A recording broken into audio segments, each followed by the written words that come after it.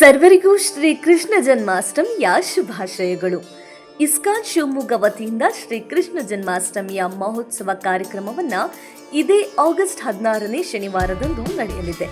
ಮಹೋತ್ಸವದ ಅಂಗವಾಗಿ ಶ್ರೀಕೃಷ್ಣನ ಸನ್ನಿಧಿಯಲ್ಲಿ ಹರಿನಾಮ ಸಂಕೀರ್ತನೆ, ಸಾಂಸ್ಕೃತಿಕ ಕಾರ್ಯಕ್ರಮ, ಮಹಾಭಿಷೇಕ, ಪ್ರವಚನ, ವೈಭವಾರತಿ ಮತ್ತು ತೊಟ್ಟಿಲೋತ್ಸವ ಸೇವೆಗಳನ್ನು ಹಮ್ಮಿಕೊಳ್ಳಲಾಗಿದೆ. ಜನ್ಮಾಷ್ಟಮಿಯ ಪ್ರಯುಕ್ತ ಬೆಳಗ್ಗೆ 8ರಿಂದ ರಾತ್ರಿ 8ರವರೆಗೆ ಶ್ರೀಕೃಷ್ಣನ ವಿಶೇಷ ದರ್ಶನಕ್ಕೆ ಅವಕಾಶ ಕಲ್ಪಿಸಲಾಗಿದೆ. ದರ್ಶನಕ್ಕೆ ಬರುವ ಭಕ್ತರಿಗೆ ಮಹಾಪ್ರಸಾದದ ವಿನಿಯೋಗವಾಗುತ್ತದೆ. ಸ್ಥಳ ದಕ್ಷಿಣ ಶ್ರೀ ಮಾಯಾಪುರ್ ಧಾಮ್ ಬಿದರೆ, ಮಲ್ನಾಡ್ ಕ್ಯಾನ್ಸರ್ ಆಸ್ಪತ್ರೆ ಎದುರು, BH ರಸ್ತೆ, ಶಿವಮೊಗ್ಗ. ಬನ್ನಿ, ಜಗದೋದ್ಧಾರಕನ ದರ್ಶನ ಪಡೆದು ಧನ್ಯರಾಗೋಣ.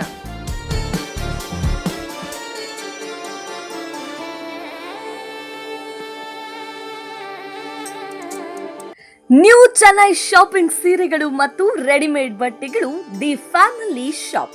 ನಮ್ಮಲ್ಲಿ ಚಿಕ್ಕ ಮಕ್ಕಳಿಂದ ದೊಡ್ಡವರವರೆಗೆ ಯಾವುದೇ ವಸ್ತು ತೆಗೆದುಕೊಂಡರೂ ಕೇವಲ 199 ರೂಗಳಿಗೆ ಮಾತ್ರ. ನಿಮ್ಮ ಕುಟುಂಬದ ಸದಸ್ಯರಿಗೆ ಅಸಂಖ್ಯಾತ ವಿನ್ಯಾಸವುಳ್ಳ ಬಟ್ಟೆಗಳನ್ನ ಒಂದೇ ಜಾಗದಲ್ಲಿ ಖರೀದಿಸಬಹುದು. ಹಾಗಿದ್ರೆ ಮತ್ಯಾಗ್ತಳ, ಹಿಂದೆ ಭೇಟಿ ನೀಡಿ. ಸ್ಥಳ ಪೊಲೀಸ್ ಭವನ, DR ಆವರಣ, ಮೆಗನ್ ಆಸ್ಪತ್ರೆ ಎದುರು, ಬಸ್ ನಿಲ್ದಾಣ, ಸಾಗರ ರಸ್ತೆ, ಶಿವಮೊಗ್ಗ. ಒಮ್ಮೆ ಭೇಟಿ ಕೊಡಿ, ಈ ಅವಕಾಶ ನಿಮ್ಮದಾಗಿಸಿಕೊಳ್ಳಿ. ಇದೇ ಆಗಸ್ಟ್ 3, 2025ರಿಂದ ಸೆಪ್ಟೆಂಬರ್ 1, 2025ರವರೆಗೆ ಮಾತ್ರ.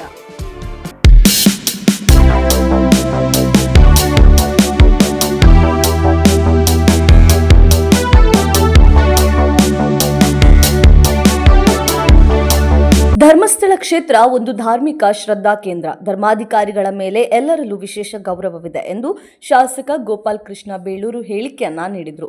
ಇಂದು ಶಿವಮೊಗ್ಗದಲ್ಲಿ ಮಾಧ್ಯಮಗಳ ಬಳಿ ಮಾತನಾಡಿದ ಬೇಳೂರು ಗೋಪಾಲಕೃಷ್ಣ, ಧರ್ಮಸ್ಥಳದಲ್ಲಿ ನಡೆಯುತ್ತಿರುವ ತನಿಖೆಗಳ ವಿಚಾರದಲ್ಲಿ ರಾಜಕೀಯ ಪ್ರವೇಶ ಮಾಡಬಾರದು. ವಿರೋಧ ಪಕ್ಷಗಳ ಒತ್ತಡದಿಂದ SIT ರಚನೆ ಮಾಡಿ ತನಿಖೆ ಆದೇಶ ಮಾಡಿದೆ. ಹಿಂದೆ ಸಿಗಂದೂರು ದೇವಸ್ಥಾನವನ್ನ ಬಿಜೆಪಿಯವರು ಇದೇ ಸಂಸದರು ಸೇರಿಕೊಂಡು ಮುಜರಾಯಿ ಇಲಾಖೆಗೆ ತರುವ ಪ್ರಯತ್ನ ಮಾಡಿದರು. ಧಾರ್ಮಿಕ ಕ್ಷೇತ್ರಗಳ ವಿಚಾರದಲ್ಲಿ ರಾಜಕೀಯ ಪ್ರವೇಶ ಆಗಬಾರದು ಎಂದು ತಿಳಿಸಿದರು. ಧರ್ಮಸ್ಥಳ ನಮ್ಮ ರಾಜ್ಯದಲ್ಲಿ ಒಂದು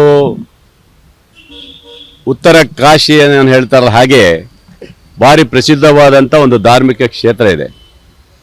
ಇವತ್ತು ಅದರ ವಿಚಾರವಾಗಿ ವಿರೋಧ ಮತ್ತು ಪರ ಭಾಳ ನಡೀತಾ ಇದೆ.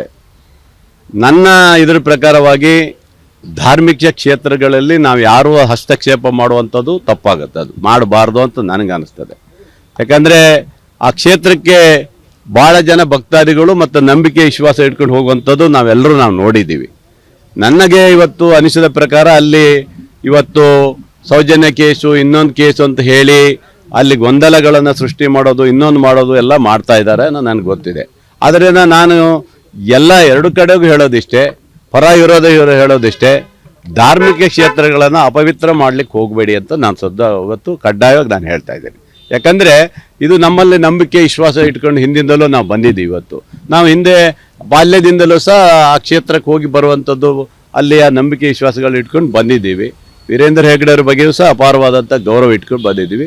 ನಾನು ಸರ್ಕಾರಕ್ಕೂ ಹೇಳಿದೆ, ಇವತ್ತು ಏನು SITಯಲ್ಲಿ ಇದು ಮಾಡಿದ್ದಾರೆ, ಒತ್ತಡ ಜಾಸ್ತಿ ಹಾಕಿದ್ದಾರೆ ವಿರೋಧ ಇರುವಂಥವ್ರು, ಅದರಿಂದ SIT ಹಾಕಿರ್ಬೋದು ಅಂತ ನನಗೆ ಅನಿಸ್ತದೆ.